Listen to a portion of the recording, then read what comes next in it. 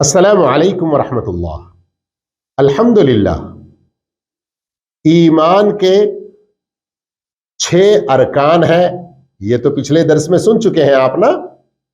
آج ہم ان میں سے پہلا اللہ پر ایمان کی کچھ تفصیل جانیں گے۔ اللہ پر ایمان کا مطلب یہ ہے کہ ہم اللہ عز و جل کو اس کی ربوبیت میں، اس کی الوہیت میں، اس کے اسماء و صفات میں اس کو یکتا، تنہا، منفرد ماننا۔ آئیے اس جملے یا اس عبارت کی اور تھوڑی سی تفصیل 4 طریقے سے سمجھنے کی کوشش کریں گے۔ سمجھ میں آ رہی بات نا؟ اللہ کو اس کی ربوبیت، اس کی الوہیت، اس کے اسماء و صفات میں یکتا اور تنہا، منفرد ماننا، اس بات کو ذرا ہم 4 طریقوں سے یا 4 شکلوں میں اچھا سمجھنے کی کوشش کریں گے، اس لیے کہ اللہ پر ایمان کی بات ہے نا۔ جتنا اس میں ہم پختہ ہوں گے، باقی اور چیزوں کو ماننے میں مدد ملے گی، آسانی ہوگی۔ پہلی بات کیا ہے؟ یہ ایمان رکھنا ضروری ہے کہ اللہ عز و جل ہی ہماری تمام عبادتوں کا حقیقی حقدار ہے، اس کے سوا کوئی ہماری عبادتوں کا حقدار ہرگز نہیں ہے۔ عبادت کی ایک چھوٹی سی قسم بھی کسی دوسرے کے لیے ہم نہیں کر سکتے اللہ کے سوا، کیونکہ اللہ ہی ہے جس نے ہمیں پیدا کیا، جو ہمارے اوپر بے شمار نعمتیں اور احسانات کرتا رہتا ہے، ہمیں روزی دینے والا ہے، اور نیکی کرنے والوں کو ثواب، برائی کرنے والوں کو سزا دینے پر مکمل قدرت رکھتا ہے۔ اور قرآن مجید میں بہت ساری آیتیں اس سلسلے میں موجود ہیں کہ فَاعْبُدِ اللَّهَ مُخْلِصًا لَهُ الدِّينَ اَلَا لِلَّهِ الدِّينُ الْخَالِص، سورۃ الزمر آیت 2 اور 3۔ اللہ ہی کی عبادت کرو، دین کو اس کے لیے خالص کر کے۔ سنو، دین اللہ ہی کے لیے خالص ہونا چاہیے۔ اس مفہوم میں سورۃ البینہ، سورۃ غافر اور کئی ساری جگہوں پر آیتیں موجود ہیں۔ دوسری شکل، دوسرے طریقے سے ہم کو جو اللہ پر ایمان کے بارے میں سمجھنا ہے وہ کیا ہے؟ صرف ایمان کا مطلب مان لینا اتنا نہیں، عملی طور پر اللہ نے جن جن چیزوں کو ہمارے اوپر فرض کیا وہ سارے فرائض ہم ادا کرتے رہے۔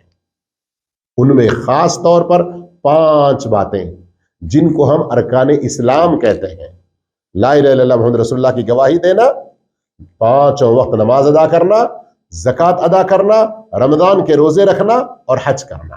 سمجھ میں آئی بات؟ اسی کو کیا کہتے ہیں؟ اسلام کے 5 ارکان۔ لا الہ الا اللہ محمد رسول اللہ کی گواہی دینا، نماز قائم کرنا، زکوٰۃ ادا کرنا، رمضان کے روزے رکھنا، اور جو طاقت رکھتا ہے وہ اللہ کے گھر کا حج کرنا، اور جو کچھ اللہ نے، اللہ کے رسول صلی اللہ علیہ وسلم نے کرنے سے منع کیا ان سے رک جانا۔ تیسری شکل اللہ پر ایمان کی بات کو سمجھنے کے لیے کہ اللہ تعالی اس پوری کائنات کا حقیقی خالق ہے، اس کو پیدا کرنے میں، اس کو وجود میں لانے میں کوئی دوسرا اس کا شریک ہرگز نہیں ہے، اور اس پوری کائنات کو وہی تنے تنہا چلا رہا ہے، اس کی تدبیر کر رہا ہے، اس میں تصرف اور اس میں اپنی مرضی سے جو چاہتا ہے بدلتا رہتا ہے، کوئی اسے روکنے ٹوکنے والا نہیں ہے۔ اس دنیا کا اور آخرت کے دن کا وہی تنہا مالک ہے، کوئی دوسرا نہیں ہے۔ اللہ رب العالمین نے اپنے بندوں کی اصلاح، ان کی دنیا اور آخرت کی بھلائی کے لیے پیغمبروں کو بھیجا، کتابیں اتاریں، اور اس سلسلے میں بھی قرآن مجید میں بہت ساری دلیلیں موجود ہیں نمونے کے طور پر آپ دیکھ سکتے ہیں سورۃ الزمر آیت نمبر 62۔ چوتھی شکل، چوتھا طریقہ اللہ پر ایمان کی بات کو سمجھنے کے لیے، اللہ رب العالمین نے اپنے لیے، رسول اللہ صلی اللہ علیہ وسلم نے اللہ کے لیے اچھے اچھے نام اور عمدہ صفات بتلائے ہیں، ان سب پر ایمان لانا۔ کیسے؟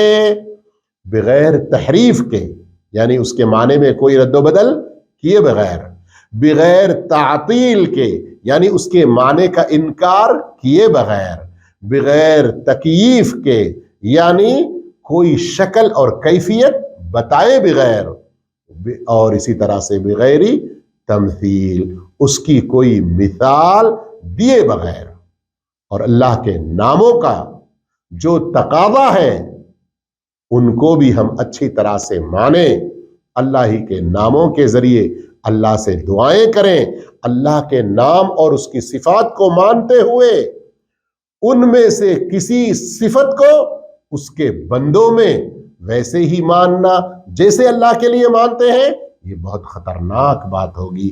جیسے ہمارے ہاں کچھ لوگ کہتے ہیں نا کہ ہمارے بزرگ لوگ دور و نزدیک کی سب سنتے ہیں۔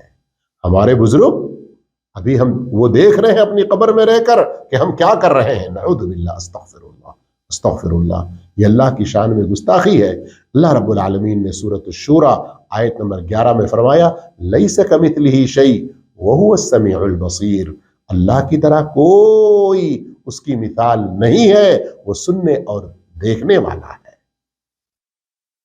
ارکان ایمان میں سے باقی اور 5 ہیں نا، اگلے درسوں میں سنیں گے، ضرور آپ ہمارے ساتھ جڑے رہیے۔ والسلام علیکم ورحمۃ اللہ وبرکاتہ۔